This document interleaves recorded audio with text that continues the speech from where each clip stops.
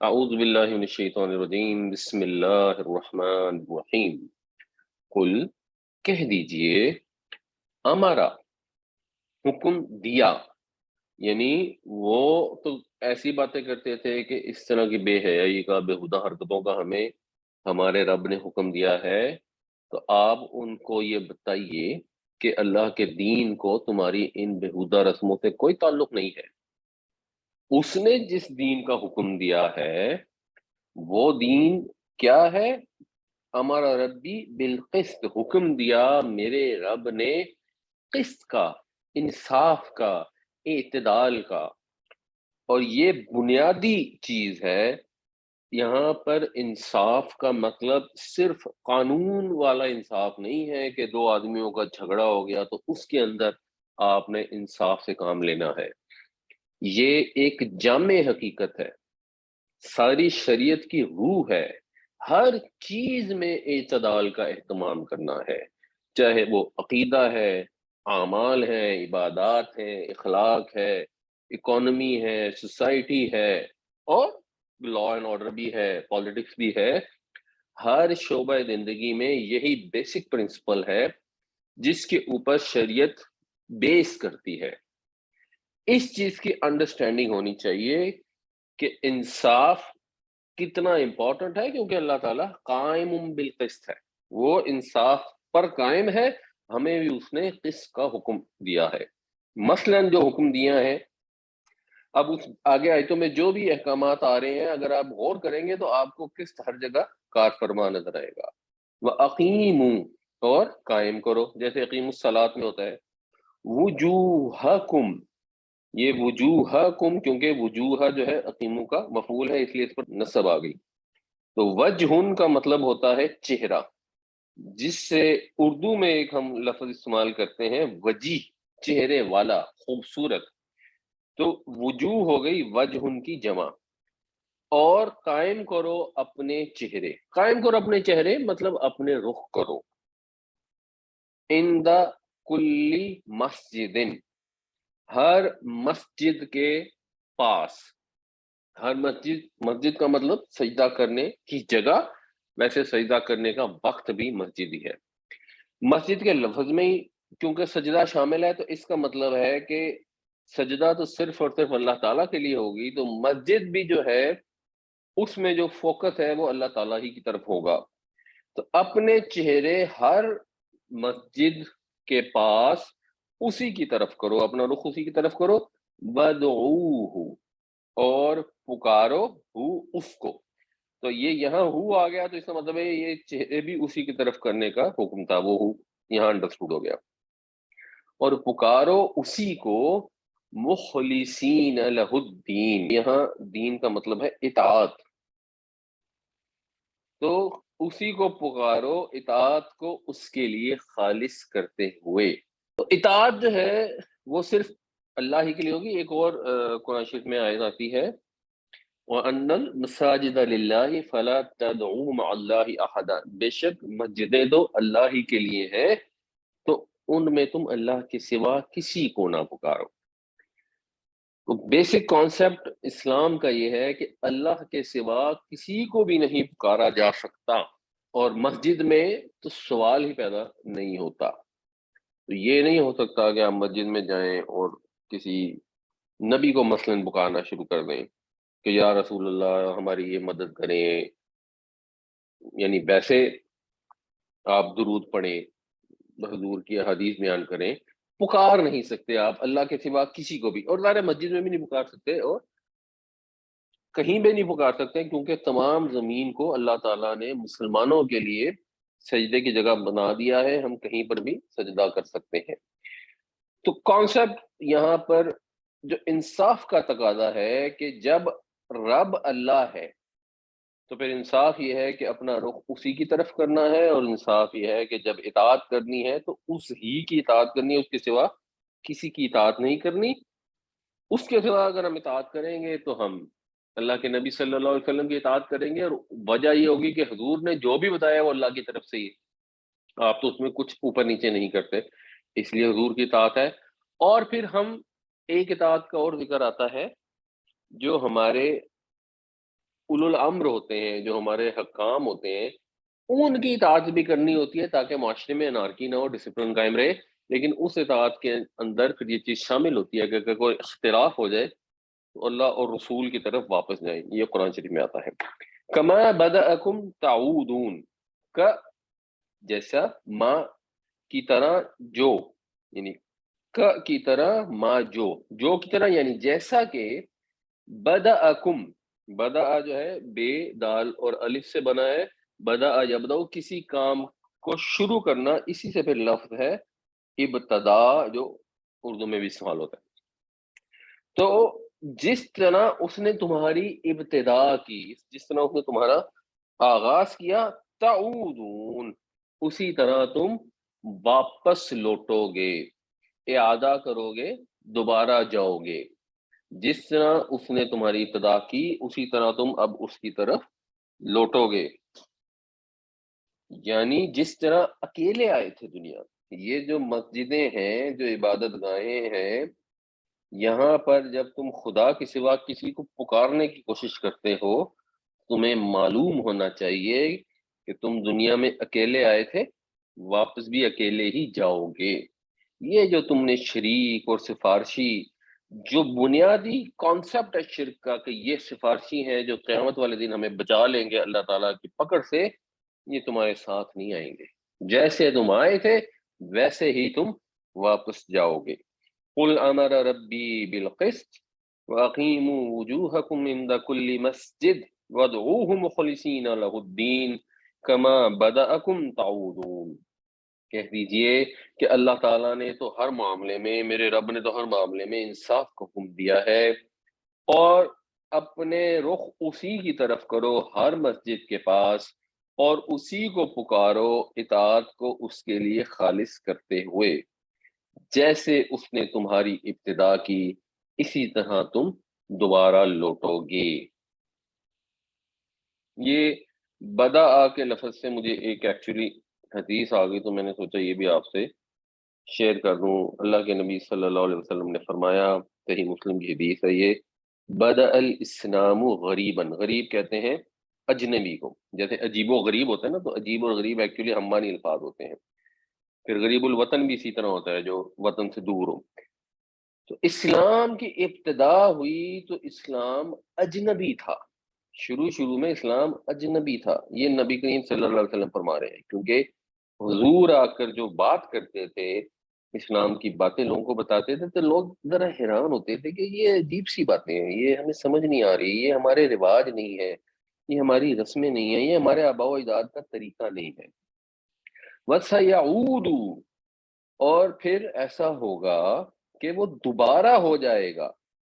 اسلام اجنبی تھا، وہ دوبارہ اجنبی ہو جائے گا، کما بدأ غریباً، جیسے کہ اس کی ابتدا اجنبی پن سے ہوئی تھی۔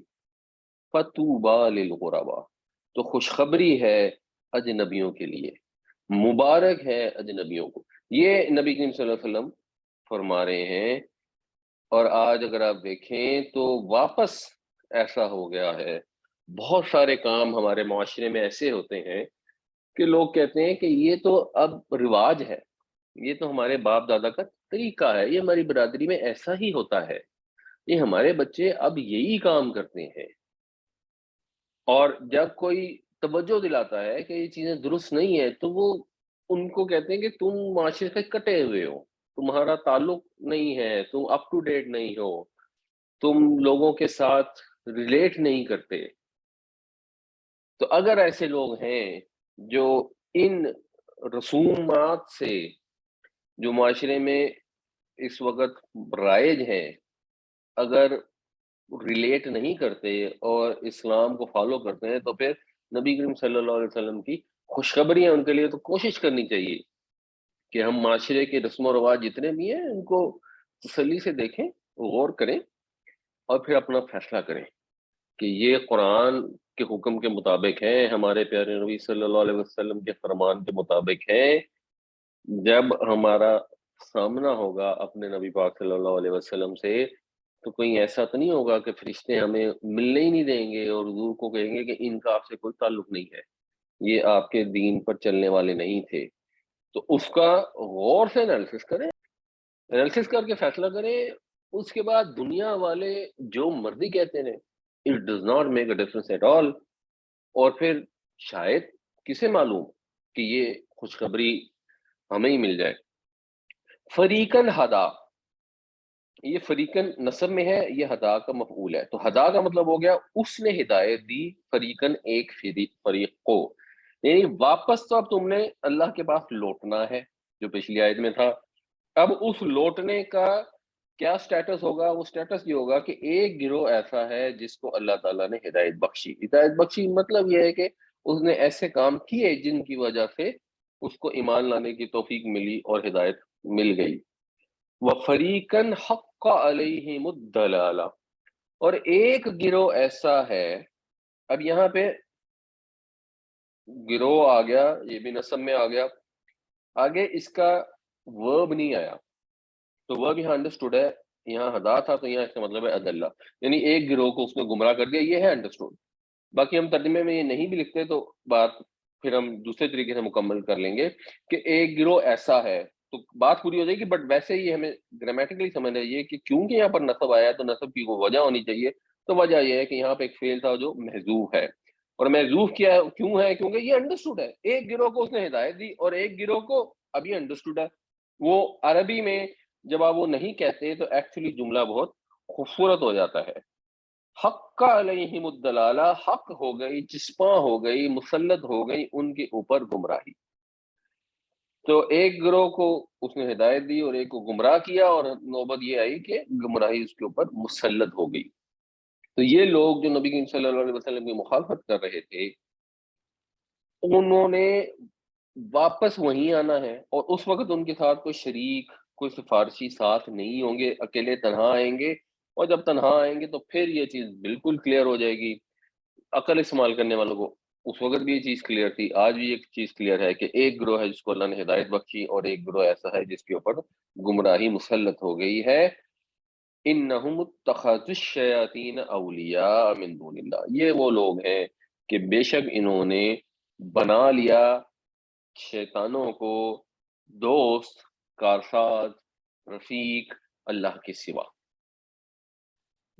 یہ واو حالیہ، اور حالت یہ ہے یحسبون، وہ گمان کرتے ہیں. حسب یحسبو ویسے ہوتا ہے حساب رکھنا، اور حسب یحسبو کا مطلب ہوتا ہے گمان کرنا. تو گمان کرتے ہیں انہم مہتدون، کہ وہ ہدایت یافتہ ہے. یعنی یہ پھر جب انسان گمراہی کے رستے پر چلتا رہتا ہے، اس کا ضمیر اس کو ملامت کرتا ہے، اور پھر ایک وقت آتا ہے کہ جب ضمیر ملامت کرنا بند کر دیتا ہے اور آدمی غلط کام کرتا ہے اور سمجھتا یہ ہے کہ وہ ہدایت کے رستے پر ہے. جس کی واضح مثال پچھلی آیتوں میں دی گئی کہ اللہ کے گھر میں جو دنیا کی مقدس ترین جگہ ہے خانہ کعبہ، وہاں پر مقدس ترین عبادت ہے، حج ہو رہا ہے، اس میں طواف ہو رہا ہے، اور اس میں لوگ بے لباس ہو کر طواف کرتے تھے. اس حد تک پہنچ جاتے تھے اور پھر گمان یہ کرتے تھے کہ ہم تو ہدایت پر رکھتے تھے، ہم تو وہ کام کر رہے ہیں جو اللہ تعالیٰ نے ہی ہمیں حکم دیا ہے. تو یہ ایکسٹریم ہوتی ہے. بہت دفعہ لوگوں کو سوال پیدا ہوتا ہے کہ اچھا یہ فلاں عالم ہے یا فلاں شخص ہے یا فلاں فرقہ ہے، آخر ان کو کیا پڑی ہے جان بوجھ کر غلط کام کرنے کی؟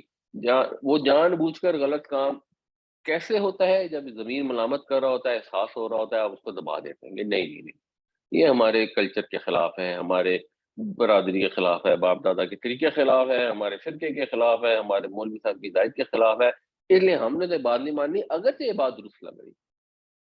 کوئی نہ کوئی فائدہ ہوتا ہے، کوئی نہ کوئی تعصب عصبیت ہوتی ہے جس کی وجہ سے حق بات کو انسان دبا دیتا ہے، اور پھر سمجھنا ہی شروع کر دیتا ہے کہ میں حق پر ہی چل رہا ہوں. اور یہ سب سے ڈینجرس چیز ہوتی ہے. ایک آدمی ہے، اس نے ایک گناہ کا کام کیا، کوئی بے حیائی کی، اب اس کو یہ لگا کہ یہ میں گناہ کر رہا ہوں تو امکان ہے نا کہ وہ واپس ہو جائے گا، شاید توبہ کر لے گا.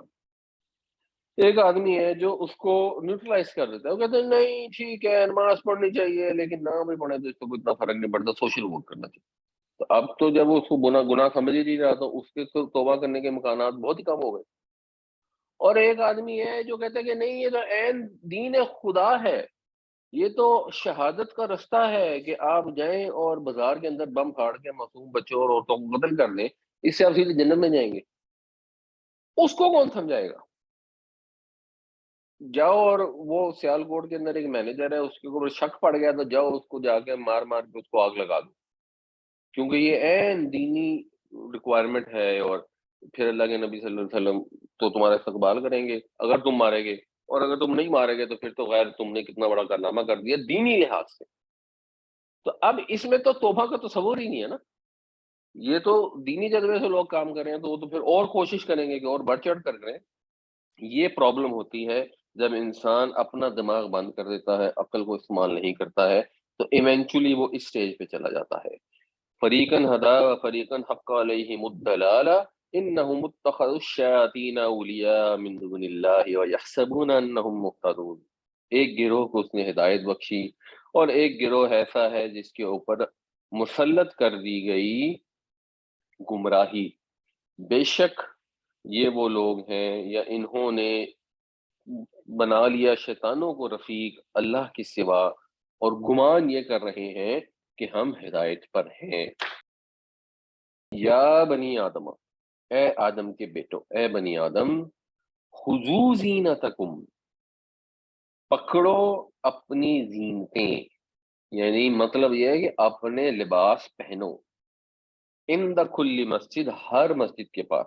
مطلب یہ کہ صرف خانہ کعبہ ہی نہیں، کسی بھی مسجد میں جانا ہے، یا اگر وقت کے لحاظ سے بھی لیں تو کسی بھی نماز کا وقت ہوگا تو جب آپ نے نماز پڑھنے جانا ہے، اللہ کے حضور حاضر ہونا ہے، تو آپ نے صحیح لباس پہن کر جانا ہے، سطر ڈھانپ کے جانا ہے۔ یہ تو بنیادی چیز، لیکن لباس کے لیے یہاں پر جو لفظ استعمال کیا ہے وہ لباس کی بجائے زینت کا استعمال کیا۔ اس کا مطلب یہ ہے کہ آپ نے ڈیسنٹ لباس پہن کر جانا ہے، میلے کچیلے اور اول جلول کپڑے پہن کے نہیں مسجد میں چلے جانا، کہ جن کے پہن کے آپ ویسے کبھی دفتر نہ جائیں یا کسی مہمان آ رہا ہو تو جلدی جلدی بھاگم بھاگ کپڑے بدل رہے ہوں۔ بہتر معزز لباس پہن کے جانا ہے، اور اگر آپ افورڈ کر سکتے ہیں تو آپ نے ایک ڈیسنٹ لباس پہنا ہے۔ ٹھیک ہے، ایک بندہ افورڈ ہی نہیں کر سکتا، انہوں نے صرف ایک دھوتی باندھی ہوئی ہے اور وہ نماز پڑھ رہا ہے تو اس کی نماز ہوگی، اور اس کے اوپر کوئی اس کے اوپر تان نہیں کر سکتا کہ تمہارے پاس پیسے نہیں ہیں اور لباس نہیں ہے اور تم دھوتی بنیان پہن کے مسجد میں کیوں آ گئے ہو۔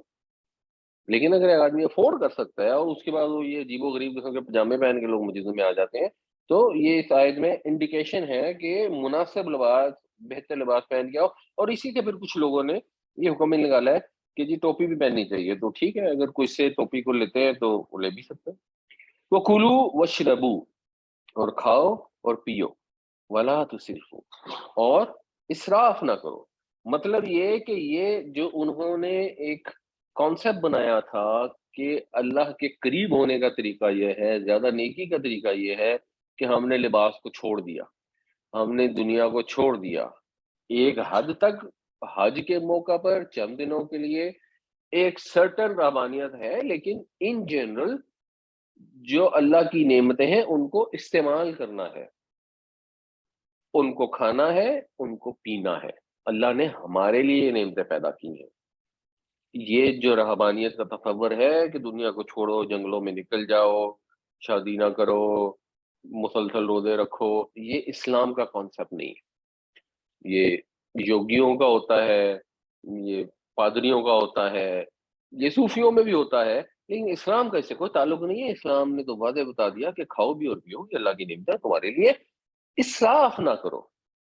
یہ ہے فوکس، اس کے اوپر فوکس کرنا چاہیے کہ اسراف نہیں کرنا چاہیے۔ جو شروع میں بات ہوئی کہ اللہ تعالیٰ نے حکم دیا ہے قسط کا، اعتدال میں رہنا چاہیے، نہ تفریط کرنی چاہیے نہ افراط کرنا چاہیے، نہ پیسے ضائع کرنے چاہیے نہ کنجوسی کرنی چاہیے، درمیان کا رستہ رکھنا چاہیے۔ اب درمیان کا رستہ کیا ہے؟ یہ ہر انسان کی سچویشن کے لحاظ سے، ایک آدمی ہے اس کو پیسے ہی نہیں ہے اور وہ دعوت کر دیتا ہے لوگوں کی کسی سے قرضہ مانگ کر، یہ بھی اسراف ہے۔ ایک آدمی ہے وہ افورڈ کر سکتا ہے تو ٹھیک ہے، وہ دعوت کرتا ہے، دوستوں کی بھی کرتا ہے، غریبوں کی بھی کرتا ہے، دیگیں پکاتا ہے، اور وہ افورڈ کر سکتا ہے تو وہ بالکل صحیح ہے، بلکہ ڈیزائربل ہے۔ ایک آدمی ہے جو چپ چاپ جا کے کسی مدرسے میں جا کے یا کسی ہاسپٹل میں جا کے لوگوں کو وہ دودھ بانٹ آتا ہے یا کچھ کھانا پینا دے آتا ہے، تو بالکل ٹھیک ہے۔ ایک آدمی ہے جو افورڈ تو کر سکتا ہے لیکن اس کے بعد وہ ایک فضول خرچی کرتا ہے اور بتیاں لگاتا ہے اور اس کو نامعقول حرکتیں ہوتی ہیں اور امیر امیر لوگوں کو بلا کے کھانے کھلا دیتا ہے، وہ ڈیفینیٹلی اسراف ہے۔ آپ کو پتہ لگ جاتا ہے، ہمارے شادی بیاہ پر جو کچھ ہوتا ہے سب کو پتہ ہے اسراف ہے۔ گائیڈ لائنس اس میں ہے، اس میں کوئی یہ آپ فگر نہیں بتا سکتے کہ شادی کے اوپر اتنے پیسے خرچ کیے تو اسراف ہے اور اتنے یہ تو کنجوسی ہے۔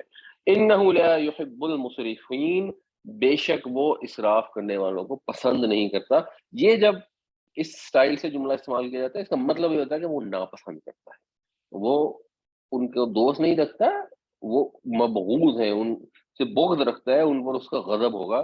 مراد اس سے یہ ہوتی ہے، یا بنی آدم خذوا زینتکم عند کل مسجد وکلوا واشربوا ولا تسرفوا انہ لا یحب المسرفین۔ اے بنی آدم، اپنے لباس پہنو ہر مسجد کے پاس اور کھاؤ اور پیو اور اسراف نہ کرو، اللہ تعالی بے شک وہ نہیں پسند فرماتا، نہیں دوست رکھتا اسراف کرنے والوں کو۔ قل، کہہ دیجئے، من حرم، کس نے حرام کیا؟ یہ پھر قسط ہے، جب پیدا اللہ نے کیا، جب رب اللہ ہے تو حلال اور حرام کا اختیار اللہ کے پاس، اور کسی کے پاس ہو ہی نہیں سکتا۔ یہ عقیدے کے اندر اعتدال ہے، آپ کسی کو اختیار نہیں دے سکتے کہ وہ حرام ٹھہرائے کسی چیز کو۔ اللہ کے رسول صلی اللہ علیہ وسلم حرام ٹھہراتے نہیں تھے، حرام بتاتے تھے، جو آپ کو اللہ تعالیٰ نے کیونکہ غیب کا علم دیا تھا، آپ نبی تھے، آپ کی ڈائریکٹ کمیونیکیشن، ہماری تو اللہ تعالیٰ سے کمیونیکیشن ہے نہیں، تو ہماری جو کمیونیکیشن تھی وہ اللہ کے نبی صلی اللہ علیہ وسلم کے تھرو تھی، جس کا میجر پارٹ جو ہے وہ قرآن شریف تھا، اور باقی جو دور ویسے بتاتے تھے اسی قرآن کی تفسیر بتاتے تھے، تو وہ تو بالکل صحیح ہے۔ اس کے بعد کسی کے پاس اختیار نہیں ہے کہ وہ فتویٰ دے دے تو وہ فتویٰ آپ پر بائنڈنگ ہے، وہ بائنڈنگ نہیں ہو سکتا۔ اگر ایک ہی چیز کے اوپر ایک سے زیادہ قسم کے فتوے ہوں گے تو جو فتویٰ لاجیکل لگے گا آپ نے اس کو فالو کرنا ہے۔ تو یہ انصاف کا تقاضا ہے کہ کوئی حرام نہیں ٹھہرا سکتا اس چیز کو جو اللہ نے حلال کی ہو، اور لباس، زینت، ایک استھیٹک سینس، یہ اللہ تعالیٰ نے حلال کی ہے۔ تو کس نے حرام ٹھہرائی؟ اللہ کی زینت، التی اخرج لعبادی، وہ جس کو نکالا اس نے اپنے بندوں کے لیے، مطلب یہ جو اس نے اپنے بندوں کے لیے پیدا کیا۔ اب وہ ہم لباس کاٹن سے بناتے ہیں تو شاید اس سینس میں بھی کو مطلب کیا جاتا ہے، بٹ یہ ایک سادہ سی چیز ہے کہ یہ اللہ تعالیٰ کی طرف سے دی گئی ہیں۔ وَالطَّيِّبَاتِ مِنَ الرِّزْقِ، اور رزق کی پاکیزہ چیزوں کو، ان کو بھی کوئی حرام نہیں کر سکتا۔ جو خبیث چیزیں ہیں وہ اللہ نے حرام ٹھہرا دی ہیں، وہ ہمیں اسے بتا دیا ہے کہ خبائث جو ہیں وہ حرام ہے۔ پاکیزہ چیزوں کو اللہ نے جائز جب کیا ہے تو کوئی ان کو حرام نہیں، کوئی یہ نہیں کہہ سکتا کہ یہ مت کھاؤ وہ مت کھاؤ جو اللہ نے جائز کیا ہو۔ اگر کوئی اپنی انڈرسٹینڈنگ بتاتا ہے کہ جی نبی صلی اللہ علیہ وسلم کے فرامین اور قرآن کی آیتوں سے یہ نتیجہ میں نے نکالا ہے کہ مثلاً کیکڑا جو ہے وہ حرام ہے، تو کسی کی انڈرسٹینڈنگ ہو سکتی ہے، کسی ہو سکتی ہے نہ ہو۔ کسی کی انڈرسٹینڈنگ ہوگی کہ آکٹوپس حرام ہے، کسی کی ہوگی کہ نہیں ہے، کسی کی انڈرسٹینڈنگ ہوگی شارک حرام ہے، کسی کی ہوگی کہ نہیں ہے۔ انڈرسٹینڈنگ وہ بتائیں گے، اس میں کوئی ایشو نہیں ہے، لیکن بغیر کسی دلیل، بغیر سند، بغیر قرآن حدیث کے کسی کے پاس اختیار نہیں ہے کہ دوسروں پر ایک چیز کو حرام ٹھہرائے۔ اور جب آپ کے خیال میں ایک چیز حرام ہے تو آپ بالکل اس کو چھوڑ دیں، اس کو نہ فالو کریں، دوسروں پر فورس نہ کریں۔ قل من حرم زینت اللہ التی اخرج لعباده والطیبات من الرزق، کہہ دیجئے کس نے حرام ٹھہرایا اللہ کی اس زینت کو جو اس نے اپنے بندوں کے لیے پیدا کی، اور رزق کی پاکیزہ چیزوں کو۔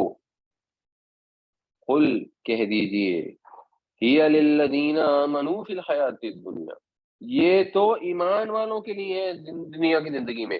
یعنی یہ جو کانسیپٹ ہے کہ وہ شخص جو نعمتیں استعمال نہیں کرتا، جو افورڈ کر سکتا ہے لیکن پھٹے پرانے کپڑے پہنتا ہے، یا اس نے ایک ہی جوڑا رکھا ہوا ہے، یا وہ مثال کے طور پر جہاز پہ بیٹھ کے حج کرنے جا سکتا ہے لیکن وہ مانگ تانگ کے اور ٹرینوں میں بیٹھ کے اور وٹ ایور کسی تکلیف دہ طریقے سے جاتا ہے، تو یہ بڑی کوئی نیکی کا کام ہے، ایسا نہیں ہے۔ ہاں اگر آپ افورڈ نہیں کر سکتے، جیسے حضرت عمر تھے، وہ تو رکھتے ہی نہیں تھے کچھ اپنے پاس، خلیفہ بننے کے بعد وہ مال بیت المال سے لیتے ہی نہیں تھے، اتنا کم لیتے تھے جس سے بس گزارا ہو سکے، سب کے لیے اگزامپل تھے۔ تو ان کا تو تھا ہی نہیں، تو انہوں نے ایک جوڑا رکھا ہوا تھا، اسی کو دھو کے دوبارہ پہن لیتے، یہ تو آئیڈیل سچویشن ہے۔ لیکن ہمارے تو وہ اسٹیٹس ہے نہیں، تو اگر ہم افورڈ کرتے ہیں اور ہم نے پیسے رکھے ہیں تو ہم یہ نہ سمجھیں کہ اچھا جی میں بہت ہی روزانہ دال روٹی کھاؤں گا یا روٹی پیاز روز ہی کھا لوں گا، ٹھیک ہے کبھی کھائیں بھی، دیٹ از فائن، تو یہ کوئی بڑا نیکی کا کام ہے؟ نہیں، اللہ تعالیٰ نے نعمتیں پیدا کی ہیں. ہاں، آپ کا ہمسایہ بھوکا ہو اور آپ نے پیٹ بھر کے کھایا ہو تو یہ نہیں ہو سکتا، پھر وہ ہم میں سے نہیں ہے. لیکن اگر آپ افورڈ کرتے ہیں اور اس طرح امیڈیٹ وہ فاقوں سے مر بھی نہیں رہا، تو جو اللہ نے نعمتیں ہیں وہ آپ ہی کے لیے دی گئی ہیں. اور دنیا میں یہ تو وہ ایمان والوں کے لیے ہے، اس میں انڈرسٹوڈ ہے کہ جو دوسروں کو ملتی ہیں، مشرکین کو ملتی ہیں، وہ ایمان والوں کے ایک طرح سے صدقے میں ملتی ہیں کہ اللہ نے اس میں ان کو بھی، کافروں کو بھی شامل کر لیا ہے. خالصتا یوم القیامہ، اور قیامت والے دن تو خالص انہی کے لیے ہوں گی. تو مطلب ہے کہ دنیا میں تو کافروں کو بھی اللہ نے شامل کر دیا، قیامت میں ان کو کوئی نعمتیں نہیں ملے گی جو ایمان نہیں لائے. تو ایمان والوں کے لیے نعمتیں ہیں، ان کو استعمال کریں، اسراف نہ کریں، فضول خرچی نہ کریں، یہ نہ کریں کہ آپ پیٹ بھر کے کھا رہے ہوں اور دوسرے بھوک سے مر رہے ہوں اور فاقوں سے خودکشیاں کر رہے ہوں. ادروائز یہ رہبانیت کا دین اسلام سے کوئی تعلق نہیں ہے. کذالک نفصل الآیات لقوم یعلمون، اسی طرح ہم تفصیل سے بیان کرتے ہیں اپنی آیتیں ان لوگوں کے لیے جو جاننا چاہیں، جو علم حاصل کرنا چاہے. جو دین کی بیس ہے وہ علم ہے. اللہ تعالیٰ یہ کہہ رہے ہیں کہ علم حاصل کرو، سیکھو. جو سیکھنا چاہتے ہیں، جو علم حاصل کرنا چاہتے ہیں، ان کو تو بات سمجھ آ جائے گی. جو عشق میں گرفتار ہیں اور کہتے ہیں علم و بس کریو یار، ظاہری بات ہے پھر قرآن کی آیتوں سے ان کو سمجھ کیسے آ سکتی ہے؟ قل ہی للذین آمنوا فی الحیات الدنیا خالصۃ یوم القیامہ کذالک نفصل الآیات لقوم یعلمون. کہہ دیجئے کہ یہ تو ایمان والوں کے لیے ہیں دنیا کی زندگی میں، اور آخرت میں تو خاص انہی کی ہوں گی. اسی طرح ہم تفصیل سے بیان کرتے ہیں آیتوں کی ان لوگوں کے لیے جو جاننا چاہیں. قل انما حرم ربی الفواحش، پیچھے جہاں پر انہوں نے کہا تھا نا کہ جی ہمیں حکم دیا اللہ تعالیٰ نے بے حیائی کا، دعا کا کہ نہیں، اللہ نے تو انصاف کا حکم دیا ہے اور پھر وہ چیزیں بتائیں جن کا اللہ نے حکم دیا ہے. اب یہاں پھر ذکر ہو رہا ہے کہ یہ اللہ کی حلال کی ہوئی دینتوں کو، اللہ کی دی عطا کی گئی دینتوں کو یہ حرام ٹھہراتے ہیں، تو ان کے پاس کوئی اختیار نہیں ہے. اور پھر یہاں سے ریلیٹ کر کے بتایا گیا کہ اس نے تو بس حرام ٹھہرایا ہے میرے رب نے الفواحش، بے حیائیوں کو، ما ظہر منہا وما بطن، چاہے وہ ظاہری ہوں، اوپن ہوں، چاہے وہ پوشیدہ ہوں. والاسم والبغی، ویسے اسم کا ترجمہ گناہ کیا جاتا ہے، بغی کا ترجمہ جو ہے وہ سرکشی کیا جاتا ہے، جو ٹھیک ہے. جب وہ دونوں الفاظ اکٹھے استعمال ہوتے ہیں تو آسمہ ایسی اونٹنی کو کہتے ہیں جو تیز چل سکتی ہو لیکن جان جان کے آہستہ چلے. مطلب یہ ہے کہ پھر اسم کا مطلب ہو جاتا ہے حق تلفی کرنا. آپ نے کسی کے پیسے دینے ہیں، آپ نے نہیں ادا کی، آپ نے وقت پر کہیں پہنچنا تھا، آپ نے وعدہ کیا ہوتا، آپ نہیں پہنچے، جو آپ کے ذمے حقوق تھے وہ آپ نے ادا نہیں کیا، یہ اسم میں آ جاتا ہے. اور بغی کا مطلب ہوتا ہے کسی سے زیادتی کرنا، کسی کا حق غصب کر لینا. اسم ہو گیا کسی کے پیسے وقت پر ادا نہ کرنا یا مار لینا، نہ دینا. بغی ہوگا جا کے اس کے چوری کر لینا، اس سے چھین لینا.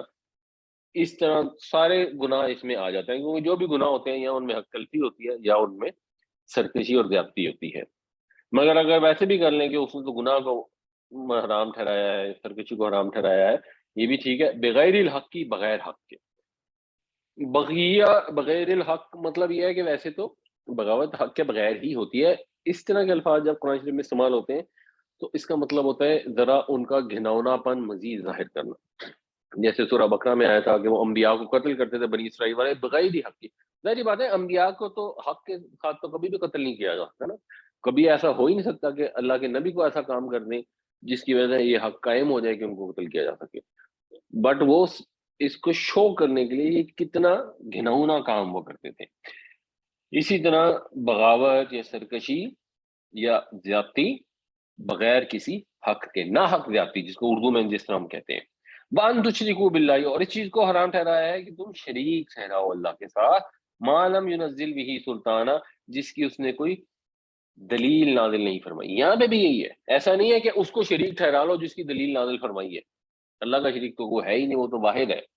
یہ بھی اس کے گھنونے پن کو واضح کیا گیا ہے کہ اللہ کو شریک ٹھہرا رہے ہو اور تمہیں اچھی طرح معلوم ہے کہ اللہ نے تو اس کی کوئی دلیل ٹھہرائی نہیں۔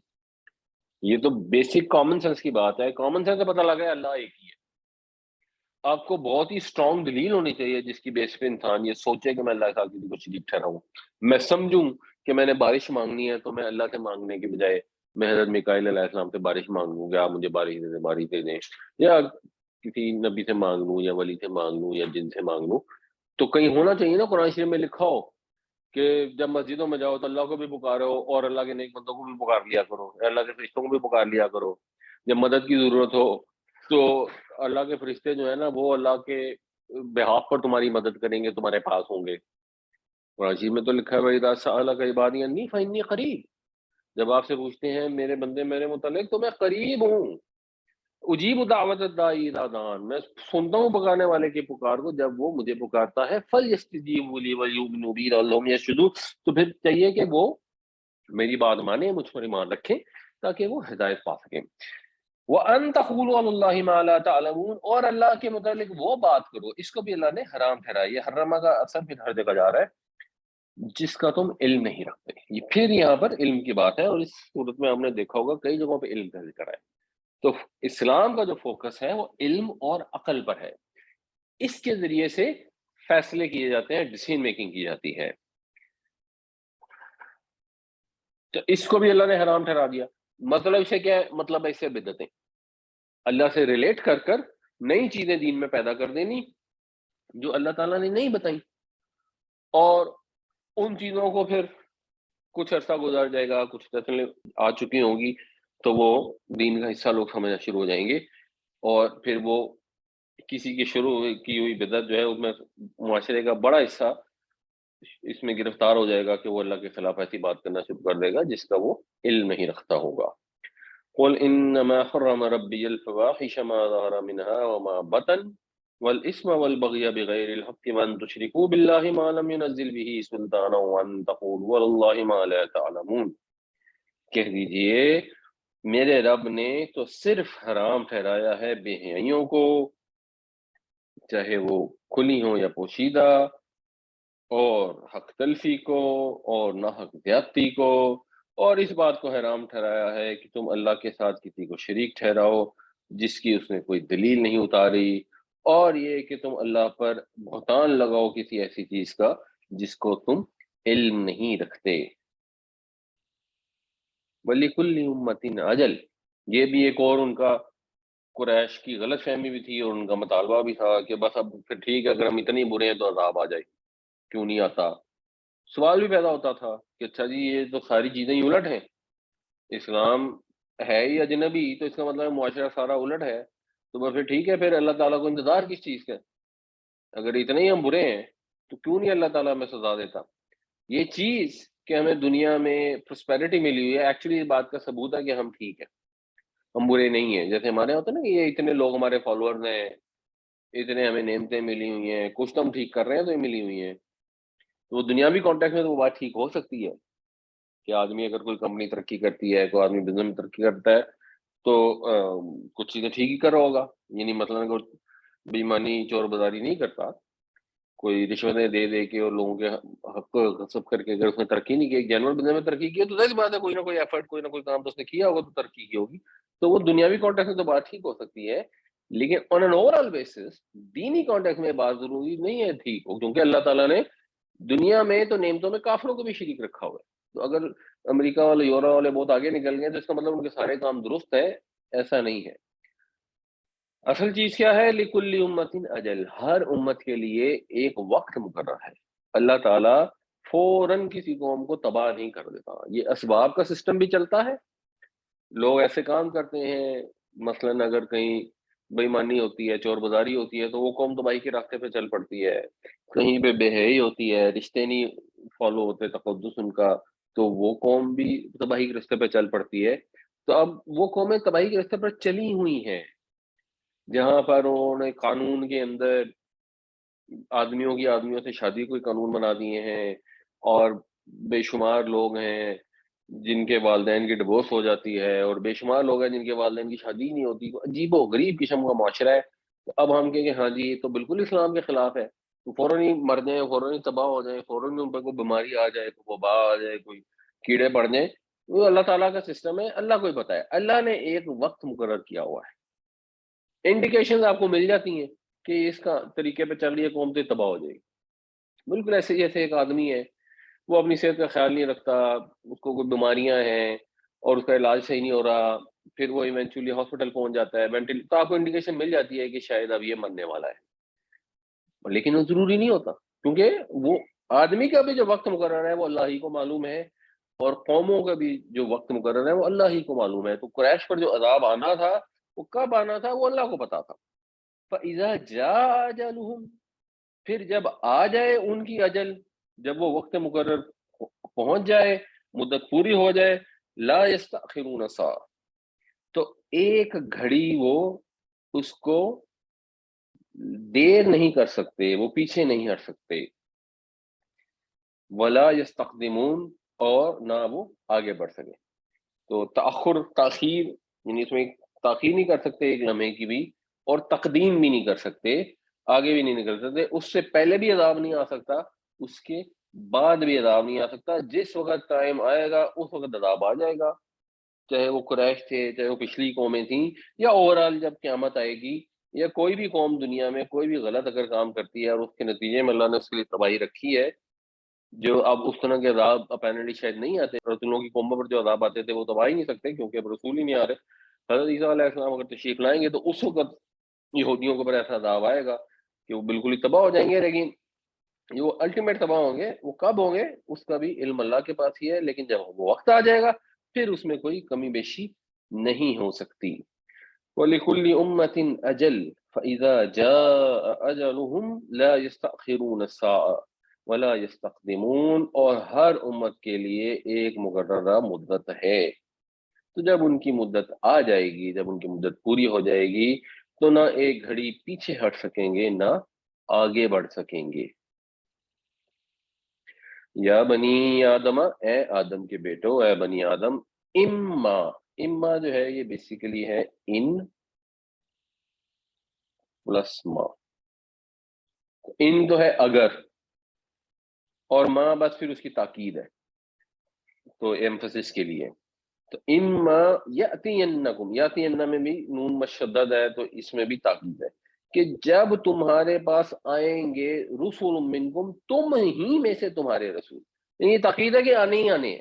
جب حضرت آدم علیہ السلام کو اور حضرت حوا علیہ السلام کو اللہ تعالیٰ نے نیچے بھیجا تو سورہ بقرہ میں بھی یہ الفاظ تھے، فمن تبع ہدایا فلا خوف علیہم ولا هم يحزنون، کہ جب میری طرف سے تم لوگوں کے پاس ہدایت آئے گی، تو وہاں پہ بھی یہ بتا دیا گیا تھا کہ رسول آتے رہیں گے، نبی آتے رہیں گے، یہاں تک کہ نبی کریم صلی اللہ علیہ وسلم تشریف لے آئے، آخری نبی آ گئے، دین مکمل ہو گیا اور محفوظ ہو گیا۔ تو اب کیونکہ پیغام محفوظ ہے، اب اس طرح رسولوں کے آنے کی ضرورت نہیں رہی، بٹ بنی آدم کو جو مخاطب کیا گیا تھا، اور یہاں پہ اگین قریش کو مخاطب کیا جا رہا ہے، اور ریلیشن وہی ہے جو پچھلی آیتوں میں ہم نے ڈیولپ کیا تھا کہ قریش کو توجہ دلائی جا رہی ہے کہ شیطان کے نرغے میں مت آؤ، یہ شیطان ہی ہے جس نے تمہارے باپ آدم کو بھی بہکایا تھا، آج تمہیں بھی بہکا رہا ہے، اس کی بات مانو گے تو نقصان اٹھاؤ گے اور اس کے ساتھی بن جاؤ گے، اور پھر اس کے ساتھ ہی جہنم میں جاؤ گے۔ تو اے آدم کے بیٹے، اگر تمہارے پاس رسول آئے تم ہی میں سے، یقصون علیکم آیاتی، جو قصہ بیان کرتے ہوں، جو پڑھ کر سناتے ہوں تمہیں میری آیتیں، فمن اتقا، تو جس نے تقوی اختیار کیا، جو ڈر گیا اللہ کے غضب سے، جہنم کی آگ سے، وَأَصْلَحَ، اور اپنی اصلاح کر لی۔ سادہ سا کانسیپٹ ہے، قرآن شریف میں بار بار یہی کانسیپٹ آیا ہے، یہاں کہیں کانسیپٹ نہیں ہے کہ اگر بائی چانس کوئی کسی مسلمان کے گھر میں پیدا ہو گیا تو اب وہ تو جنتی ہے باقی سارے جہنمی ہیں، نہیں، جو آیتیں اس تک پہنچی،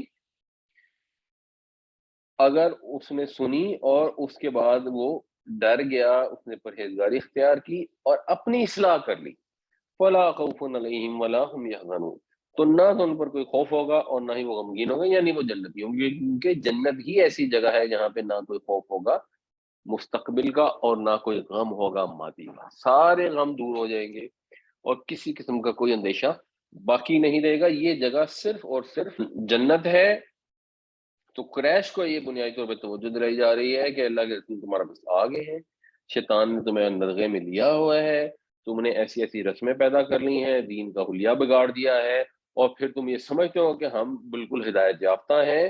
یعنی آپ تصور کریں کہ جب ابو جہل غزوہ بدر میں لڑنے کے لیے آیا تو اونچی آواز میں اللہ سے دعائیں مانگ رہا کہ یا اللہ، جس نے بھائی کو بھائی سے کاٹا ہے، اس کا مفہوم یہ تھا اس کو آج تو تباہ کر دے، اور ایکچولی اس نے خود ہی کاٹا تھا کیونکہ اس نے حق کا انکار کر دیا، جس کی وجہ سے بھائی بھائی کٹ گئے، مسلمان اور کافر میں کنورٹ ہو گئے، ورنہ اس کو تو معلوم تھا، حق مان لیتا تو یہ نوبت نہ آتی، اور بہرحال پھر وہ تباہ ہو گیا۔ تو وہ اتنے یقین سے اپنی جانیں آگا کے انہوں نے دے دی اگر، تو اپنے آپ کو یہی سمجھ رہے تھے کہ ہم بالکل صحیح کر رہے ہیں، ہم جو بھی کر رہے ہیں، اور یہودی بھی یہی سمجھتے تھے کہ ہمارا حق تھا نبوت کے اوپر، اب یہ اللہ کے نبی صلی اللہ علیہ وسلم تشریف لے آئے، بنی اسماعیل میں سے آ گئے، تو بس اب ہم ٹھیک کر رہے ہیں، ہم ان کی مخالفت کر رہے ہیں، اور کیونکہ حضرت ابراہیم علیہ السلام ہمارے جد امجد ہے تو انہوں نے ہمیں تو بچا ہی لینا ہے۔ یہی مسلمان بھی کرتے ہیں، لوگوں کو جا کے مار دیتے ہیں، اس نوبت تک آ جاتا ہے کہ انسان کی جان لیتے تھے اور مسلمانوں کی جان لے لیتے ہیں۔ جو قرآن شریف میں آئے کہ جس نے جان بوجھ کر ایک مومن کی جان لی وہ ہمیشہ ہمیشہ جہنم میں رہے گا، اس کا کوئی اور آپشن ہی نہیں ہے، اور سمجھتے یہ ہیں کہ ہم نے کتنا نیکی کا کام کیا۔ اور ہم نے اپنے ملک میں دیکھا ہے کہ کس طرح ہزاروں بے گناہ لوگوں کو جو فوجی شہید ہوئے، 50,000 یا جتنے بھی، وہ تو ایک علیحدہ چیز ہے، کتنے بم دھماکے اسی شہر لاہور میں ہوئے جس کے اندر بے گناہ عورتوں اور بچوں کو قتل کر دیا، کنہوں نے؟ مسلمانوں نے۔ کس لیے قتل کیا؟ دینی جذبے کے تحت۔ تو یہ قریش کی یہ حرکتیں تھیں، تو ان کو یہ توجہ دلائی جا رہی ہے کہ یہ تمہارے پاس اللہ کے رسول آ گئے ہیں، تمہیں آیتیں پڑھ کر سنا رہے ہیں، تمہیں سمجھ آ رہی ہیں یہ اللہ کی آیتیں، اپنی عقل استعمال کرو، علم حاصل کرو، جاننا ہو، اور جو جاننا چاہتے ہیں ان کو نصیحت ملے گی، اور پھر انہوں نے نصیحت حاصل کر لی، پرہیزگاری اختیار کر لی، ڈر گئے، اپنی اصلاح کر لی، ٹھیک ہے، پھر وہ جنت میں چلے جائیں گے، جہنم سے بچ جائیں گے۔ اگر اپنی اصلاح نہیں کی، خود ہی گھر بیٹھے ہوائی قلعے تعمیر کی اور خود ہی خوش فہمی میں پڑے رہے کہ ہم جو بھی کر رہے ہیں کیونکہ ہم مسلمان ہیں تو بس ہم ٹھیک کر رہے ہیں، تو پھر ان کا انجام بھی ویسا ہی ہوگا جیسے باقیوں کا ہوگا۔ یا بنی آدم اما یأتینکم رسل منکم یقصون علیکم آیاتی فمن اتقی واصلح فلا خوف علیہم ولا هم یحزنون۔ اے بنی آدم، اگر تمہارے پاس آئیں رسول تم ہی میں سے جو پڑھ کر سنائیں تمہیں میری آیتیں، تو جو کوئی ڈر گیا اور جس نے اصلاح کر لی تو پھر ایسے لوگوں کے لیے نہ کوئی خوف ہوگا اور نہ ہی وہ غمگین ہوں گے۔ والذین کذبوا بآیاتنا، اور وہ لوگ جنہوں نے جھٹلایا ہماری آیتوں کو، یعنی مطلب یہ کہ جو جھٹلائیں گے، اب یہ کیونکہ پیچھے سے اما سے چلا آ رہا ہے نا تو وہ شرط ہے، اس لیے پھر ہر ایک کا ترجمہ اس میں ہوگا، اور جو جھٹلائیں گے میری ہماری آیتوں کو، وَاسْتَكْبَرُوا عَنْهَا، اور جو تکبر کریں گے، انہا سے ان میں نا ایک دور ہونے کا مفہوم بھی شامل ہوتا ہے، تو اس کا مطلب پھر یہ بنے گا کہ جو تکبر کرتے ہوئے ان سے دور ہو جائیں گے، ان سے اعراض کریں گے، اولئک اصحاب النار، تو یہی لوگ ہیں جو آگ کے ساتھی ہیں، ہم فیہا خالدون، ہمیشہ ہمیشہ وہاں رہیں گے۔ تو جب وہ لوگ ہوں گے جنہوں نے آیتوں کو قبول کیا، ان کو سمجھا، اپنی اصلاح کر لی، وہ تو ہوں گے جنتی، اور وہ لوگ جو قبول نہیں کریں گے، حق کا انکار کر دیں گے، جانتے بوجھتے جب انسان حق کا انکار کرتا ہے تو یہ چیز سب سے بڑا تکبر ہے۔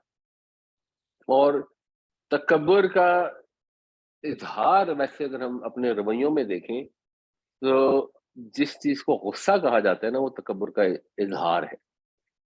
یعنی تکبر دو طرح کے ہیں، ایک تکبر حق کا انکار ہے جو اس آیت میں کلیئرلی ذکر کیا جا رہا ہے، اور ایک تکبر ویسے ہی ہوتا ہے کسی کو اپنے مقابلے میں حقیر سمجھنا، اور اس کے متعلق حدیث بھی ہے، وہ میں آپ کو بھی بیان کرتا ہوں انشاءاللہ۔ تو جب آپ کسی کو حقیر سمجھتے ہیں تبھی آپ کو غصہ آتا ہے نا، مطلب آپ جا رہے ہیں، آپ کی گاڑی کہیں لگ گئی ہے، اب باہر نکلے تو ایک بندہ ہاتھ میں پستول لے کے کھڑا ہے، اب تو غصہ نہیں آئے گا آپ کو، کیونکہ اب آپ اس کے سامنے اپنے آپ کو کمزور سمجھ رہے ہوں گے، اور اگر وہ کوئی سائیکل والا ہوگا اور آپ کوئی سیٹ ہوں گے تو اب آپ کو بہت غصہ آئے گا کہ میری اتنی قیمتی گاڑی تھی اور یہ اس نے صحیح سائیکل نہیں چلائی یا پتہ نہیں چلائی یا چلائی۔ آپ کی assumption یہ ہوگی کہ آپ ہمیشہ ٹھیک ہی ہیں، جنرلی آدمی اپنے آپ کو ٹھیک ہی سمجھتا ہے جب لڑائی ہو رہی ہوتی ہے، جب غصہ آ رہا ہوتا ہے۔ تو یہ غصہ آنا جو ہے یہ تکبر کی نشانی ہے. انسان غصے میں جو الفاظ ادا کرتے ہیں وہ بنیادی طور پر تکبر پر مبنی ہوتے ہیں. ایسا ہے تو ایسے صحیح، تمہاری ایسی کی تیسی، میں یہ کر دوں گا، میں وہ کر دوں گا. حالانکہ آپ کو کیا پتا اگلے سیکنڈ آپ زندہ ہی نہ رہیں، آپ دنیا سے گزر جائیں تو یہ اور وہ کہاں سے کریں گے. تکبر صرف اور صرف اللہ تعالیٰ کو روا ہے. انسان کے لائق نہیں ہے کہ وہ اپنے آپ کو کوئی چیز سمجھے اور کسی اور کو حقیر جانے. پھر اس پہ وہ حدیث بھی ہے، وہ اس کو مزید کلیئر کر دے گی. والذین کذبوا بآیاتنا واستکبروا عنہا اولئک اصحاب النار هم فیہا خالدون. اور وہ لوگ جو جھٹلائیں گے ہماری آیتوں کو اور تکبر کر کے اعراض کریں گے ان سے، وہی آگ کے ساتھی ہیں، وہی دوزخ والے ہیں، وہ ہمیشہ ہمیشہ اس میں رہیں گے.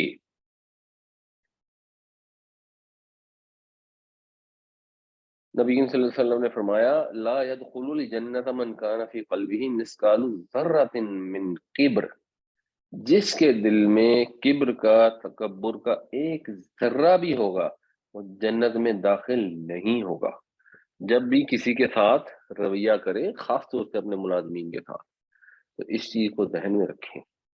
ایک ذرہ برابر بھی آپ کے اندر یہ خیال ہوا نا کہ یہ میرا ملازم ہے، یہ میرے سے تنخواہ لیتا ہے، میں اس کے پیسے دیتا ہوں، تو جنت میں آپ داخل نہیں ہو سکتے. یہ اللہ کے نبی صلی اللہ علیہ وسلم نے فرمایا.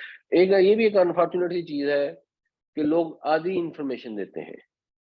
یعنی جنت کی خوشخبریاں بھی ہیں بہت ساری اور ڈراوے بھی ہیں بہت سارے، دونوں سے مل کے دین مکمل ہوتا ہے.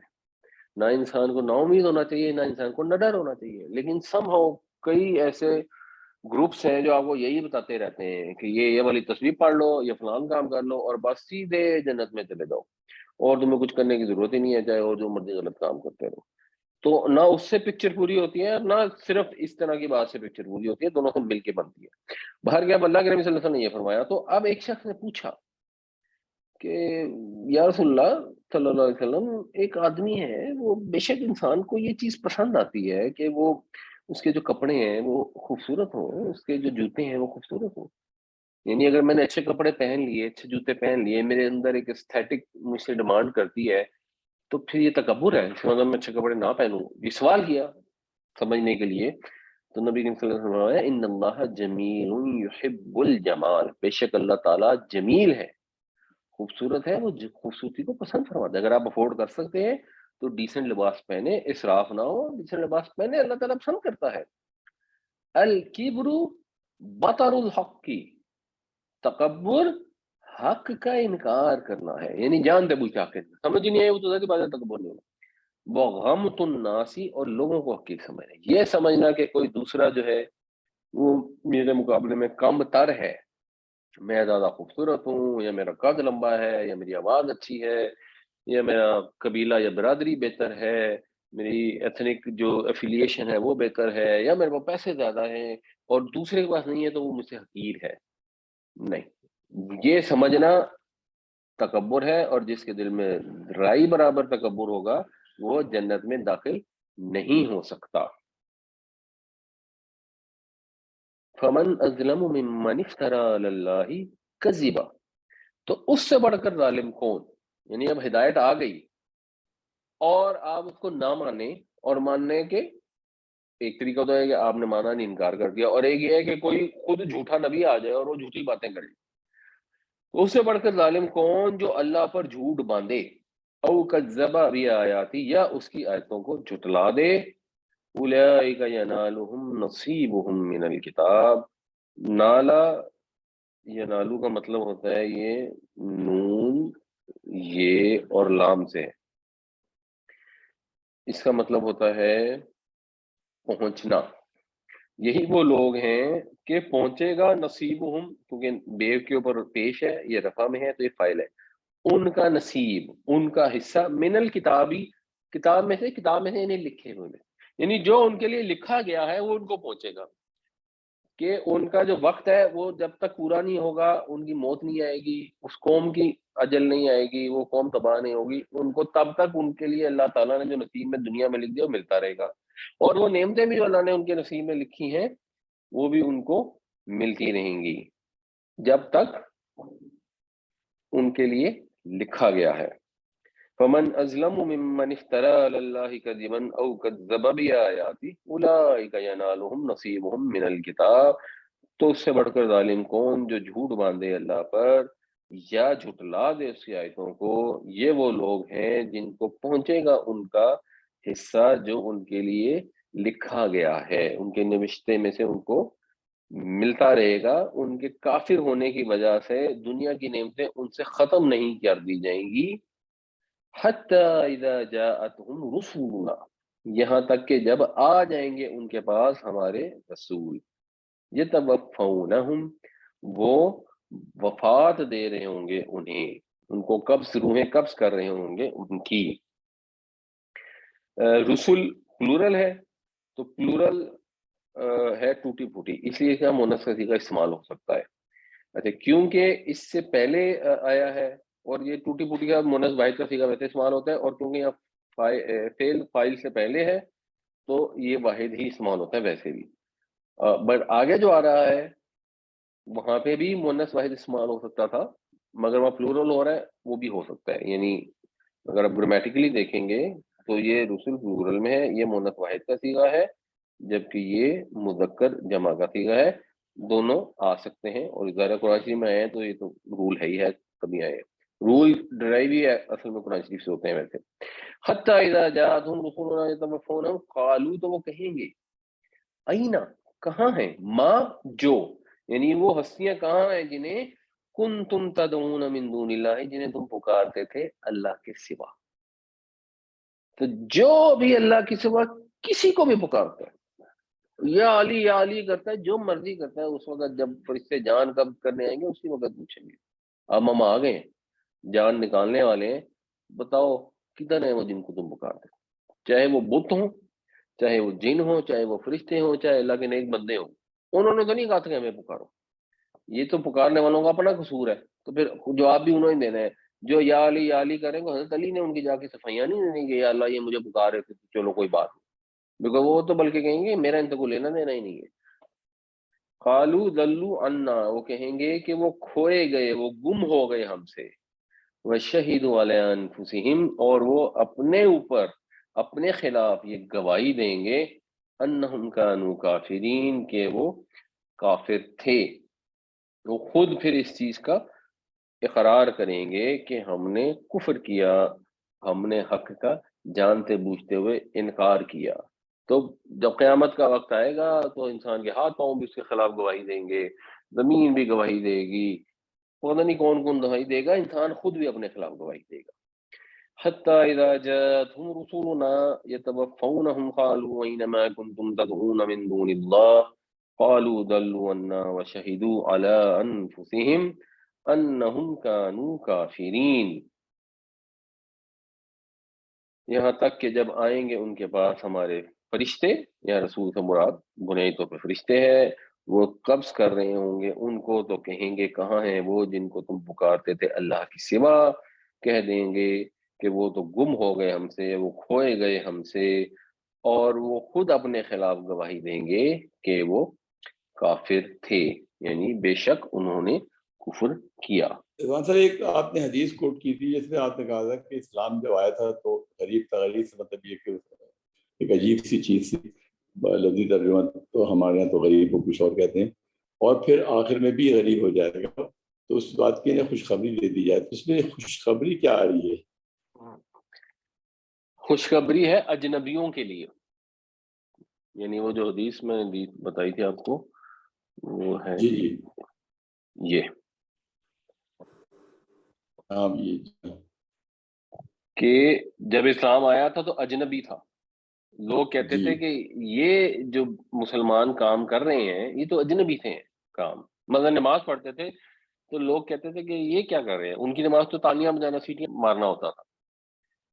تو جب وہ دوبارہ ایک وقت آئے گا جب اسلام اسی طرح اجنبی ہوگا، یعنی جو اسلام پر عمل کرنے والے ہیں لوگ ان کو دیکھیں گے کہ یہ انوکھے کام کر رہے ہیں، کہ اسلام پر عمل کر رہے ہیں، تو ان اچھا انوکھے کام کرنے والوں پر، ان اجنبیوں پر جو اسلام پر عمل، کیونکہ اسلام دوبارہ اجنبی ہو جائے گا نا، تو اسلام پر جی عمل کرنے والوں کے لیے خوشخبری ہے ایسے حالات میں۔ جیسے مثلاً آج آپ کہیں کہ جی میں نے اپنے بچے کی شادی کرنی ہے تو میں مسجد میں نکاح کروں گا، اور جو جیسے عمران خان نے مثلاً کیا تھا، اور ولیمہ جو ہے وہ ہم مدرسے کے بچوں کو کھانا کھلا دیں گے، یہ ہمارا ولیمہ ہے، اور اس کے علاوہ ہم نے کوئی فنکشن نہیں کرنا، تو لوگ کہیں گے آپ کیسے عجیب و غریب قسم کے لوگ ہیں۔ تو ایسے عجیب و غریب قسم کے لوگوں کے لیے اللہ کے نبی صلی اللہ علیہ وسلم کی طرف سے خوشخبری۔ بہت خوب، بہت شکریہ۔ ایک اور سوال میرا ہے اس سے ہٹ کے تھوڑا سبجیکٹ سے، کہ جی لوگوں کو کھانا کھلانے کے بہت سے لوگ ہیں یعنی نیک کام کرتے ہیں، اور کچھ لوگوں کو ہمارے دوست بھی ہیں جو کرتے ہیں، اور اس میں جو میں نے چیز دیکھی، اب یہ ڈٹرمن کرنا کہ یہ جس کو کھانا کھلایا جا رہا ہے یہ ڈیزرو کرتے ہیں نہیں کرتے، کیونکہ میں نے دیکھا ہے کہ جو ہے جو کھانا کھانے والے ہوتے ہیں وہ اچھے سفید پوش بھی نظر آتے ہیں، اور کچھ بیچارے مفلوق الحال بھی ہوتے ہیں۔ تو کیا ایک جنرلی ہم یہ اس چیز میں کنٹریبیوٹ کر سکتے ہیں؟ دیکھیں، اس میں دو چیزیں، ایک تو کھانا ہے، بیسک نیسیسٹی ہے، اور کھانا آپ نے کسی کو کھلانا ہے، اور اگر چاہے کسی بالکل غریب نے کھانا کھایا اور کسی ایک ایسے آدمی نے بھی کھانا کھا لیا جو بالکل غریب نہیں بھی ہے، تو وہ اس طرح اتنا ایشو نہیں ہے۔ کھانا تو دیکھیں نا، آپ اپنے دوستوں کو بھی کھلا سکتے ہیں، رشتے داروں کو بھی کھلا سکتے ہیں، ویسے بھی دعوت کر سکتے ہیں، تو کھانا کھلانا اگر اس میں اسراف نہیں ہے اور اس سے کوئی معاشرے میں برا رواج نہیں پیدا ہوتا، تو وہ تو ویسے ہی اچھی بات ہے۔ لیکن ایک چیز ذہن میں جی رکھنی چاہیے، وہ جیسے ہم صدقے بھی کرتے ہیں، اور وہ ایک دفعہ مجھے کراچی میں ایک وہاں سیلانی والوں کا نا بہت زیادہ یہ ایکٹیو کام ہے، اللہ جی تعالیٰ ان کو جزا عطا فرمائے۔ تو ہمارے ایک کمپنی کے مینیجر وہ کہہ رہے تھے اتنا گوشت تو میں نہیں کھاتا جتنے سیلانی والے نارمل لوگوں کو کھلا دیتے ہیں۔ چیز ذہن میں یہ رکھنی چاہیے، جیسے ایک وہ حدیث اگر آپ کو یاد ہو کہ نبی کریم صلی اللہ علیہ وسلم کے بعد ایک آدمی آیا، اس نے کہا جی کہ مجھے کچھ دیں، میں بالکل ہی غریب ہوں۔ تو نبی کریم صلی اللہ علیہ وسلم نے اس کو خیرات نہیں دلوائی، بلکہ اس کا کمبل پھٹا پرانا اور پیالہ لے کر اس کو صحابہ سے کہا کہ خرید لو، اور صحابہ نے اس کی مدد اس طرح سے کی کہ وہ بیکار پیالہ اور کمبل خرید لیا، اور آپ نے اس کے بعد 2 دینار یا درہم ہو گئے، تو آپ نے فرمایا کہ جاؤ اس کے پھل لے کے آؤ کلاڑے کا، تو وہ ایکس کا وہ لے کے آیا، اور اس پہ اندر آپ نے خود دستہ ٹھونکا اور اس کو بولا کہ جا اب جنگل سے لکڑیاں کاٹ اور لا کے بیچ۔ اور پھر کچھ عرصے کے بعد وہ جب حضور کی خدمت میں حاضر ہوا تو اس کے بعد 10 درہم یا پتہ نہیں کتنے درہم اکٹھے ہو گئے تھے۔ یا ایک پروورب ہے شاید چائنیز، جس میں وہ کہتے ہیں کہ اگر آپ نے کسی کو مچھلی کھلا دی تو آپ نے اس کو 1 دن کا اس کا انتظام کر دیا، اور اگر آپ نے کسی کو مچھلی پکڑنا سکھا دی تو پھر آپ نے ہمیشہ کے لیے اس کا انتظام کر دیا۔ تو فوکس اس پہ ہونا چاہیے کہ چیریٹی بنیادی طور پہ ان لوگوں کے لیے کی جائے، جیسے کوئی بیوہ خاتون ہے، کوئی اپاہج ہے اور جینون ہے۔ یہ جی ایک جنرل ٹھیک ہے، کھانا کھلانا بہت بڑی نیکی کا کام ہے، اور غریبوں کو کھلانا بہت امپورٹنٹ ہے، اور اس کا میں ایک اور ایسپیکٹ ہے وہ بھی آپ کو بتاتا ہوں۔ تو مگر فوکس یہ ہونا چاہیے کہ آپ نے جو چیریٹی کرنی ہے وہ اس طرف ڈائریکٹڈ نہ ہو کہ عام لوگوں کو ایک گھر بیٹھے کھانے کی عادت ڈال دیں اور ان کی چیریٹی کرتے رہیں اور وہ محنت کرنے سے بھی جائیں۔ آپ کو ہو سکتا ہے کوئی جاننے والے ہوں، اور مثلاً کوئی نوجوان لڑکا ہے اور اس کو بھی جاب نہیں ملی ہے، تو آپ ان کی ہیلپ کرنی شروع کر دیں، تو اس چیز کا کافی امکان ہے کہ بس پھر اس ہیلپ کے اوپر ہی وہ پکے ہو جائیں اور وہ نوجوان لڑکا اور کوئی کام کرنے کی کوشش ہی نہ کرے۔ تو ایک تو اس کو ذہن میں رکھنا چاہیے۔ کھانے میں ایشو یہ ہوتا ہے کہ آپ ایک آج نارمل سچویشن کو دیکھیں، تو ایک نارمل سچویشن کے اندر آج ایک محنت کرنے والا محنت کش ہے، اور اس کو اب منیمم ویج اگر مل جائے، جو فیکٹریوں میں تو چلو مل جاتی ہے، عام حالات میں تو ملتی نہیں ہے، بٹ 25,000 میں اس کو اگر منیمم ویج مل جائے تو وہ بمشکل اپنا گزارا کر سکتا ہے اور دال روٹی کھا سکتا ہے۔ تو کھانے میں جی کانسیپٹ یہ ہوتا ہے کہ ہمیں اللہ نے اتنی نعمتیں دی ہیں، اور ظاہر سی بات ہے ہر ہیومن باڈی کو ایک متوازن غذا کی ضرورت ہے۔ ایک آدمی اگر پیاز اور روٹی کھاتا رہے گا مستقل، تو ظاہر سی بات ہے وہ اس کی نیسیسٹی میں شامل ہے کہ اس کو ایک بیلنس ڈائٹ ملے۔ تو اگر ہم جی گوشت کھا رہے ہیں تو ہم غریبوں کو بھی اگر بریانی پکا کے دے دیتے ہیں یا اس طرح کی کوئی چیز دیتے ہیں، تو اس میں یہ ہوتا ہے کہ ان کو بھی کبھی اچھا کھانا مل جائے۔ بیسک کانسیپٹ یہ، اور یہی کانسیپٹ جی پھر عید قربان پہ بھی ہوتا ہے، جس میں اسپیشلی گوشت ذبح کیا جاتا ہے اور کوشش ہوتی ہے کہ زیادہ سے زیادہ غریبوں کو ملے۔ اور بہت سارے لوگ ایسے ہوتے ہیں ان کو سال میں صرف اسی دن وہ 1-2 دن ہی ہے جب ان کو گوشت کھانے کا موقع ملتا ہے، پورا سال وہ گوشت نہیں کھاتے۔ تو اس سینس جی میں چاہے وہ سیلانی والے صدقے کے بکرے کرتے ہیں، جو بھی بکرے کرتے ہیں اور غریبوں کو کھانا کھلایا جاتا ہے، تو وہ اچھی چیز ہے. جس حد میں آپ بات کر رہے ہیں وہ فرق ہے، وہ بٹ شاید وہ کھانا کھلانے پہ اتنی اپلائی نہیں ہوتی، وہ ادروائز ہیلپ کرنے پہ زیادہ اپلائی ہوتی.